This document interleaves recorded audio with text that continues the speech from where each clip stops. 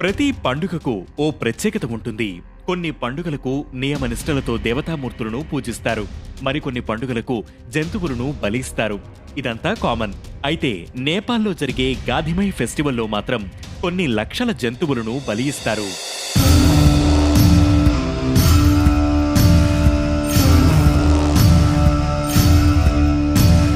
Indo Nepal సరిహద్దు సమీపంలో బారా జిల్లాలోని బరియాపూర్లో గాధిమై ఆలయం ఉంటుంది. అక్కడి ప్రజలు ఆ దేవతను శక్తి దేవతగా కొలుస్తారు. 1759లో ఈ ఆలయాన్ని స్థాపించిన భగవాన్ చౌదరి అనే వ్యక్తికి గాధిమై దేవత కలలో కనిపించి తనకు నరబలి ఇవ్వాలని, అప్పుడే ఎలాంటి చెడు జరగదని చెప్పిందట.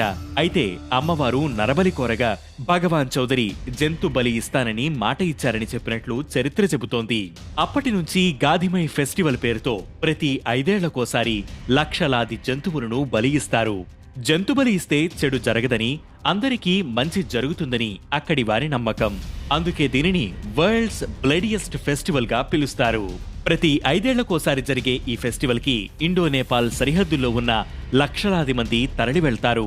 అయితే అమ్మవారికి జంతుబలి అంటే సాధారణంగా గొర్రెనో, మేకనో లేదా కోడినో బలి ఇస్తారు. కానీ ఈ గాధిమై ఫెస్టివల్లో ఎలుకలు, పావురాలు, మేకలు, వాటర్ బఫెలోస్, పందులు, కోళ్లు ఇలా అనేక రకాల జంతువులను బలి ఇస్తారు. అయితే ఈ గాధిమై ఫెస్టివల్లో జంతువులని బలివ్వడంపై తీవ్ర ఆందోళన వ్యక్తమవుతున్నాయి. ఈ జంతుబలుల్ని ఆపేందుకు 2009లో జంతు ప్రేమికులు చాలా ప్రయత్నించారు.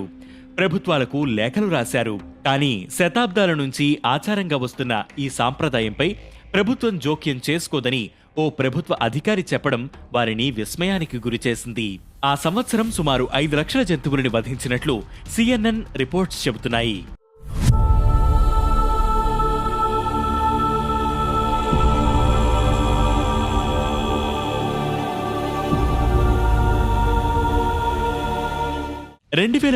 లో గాధిమై ఫెస్టివల్ కు ముందు People for Animals Uttarakhand trustee, Humane Society International consultant Gauri Maulekhi Gadhimai festival కోసం భారత్ నుంచి నేపాల్కు జంతువులు అక్రమ రవాణా జరుగుతోందని సుప్రీంకోర్టులో పిటిషన్ వేశారు.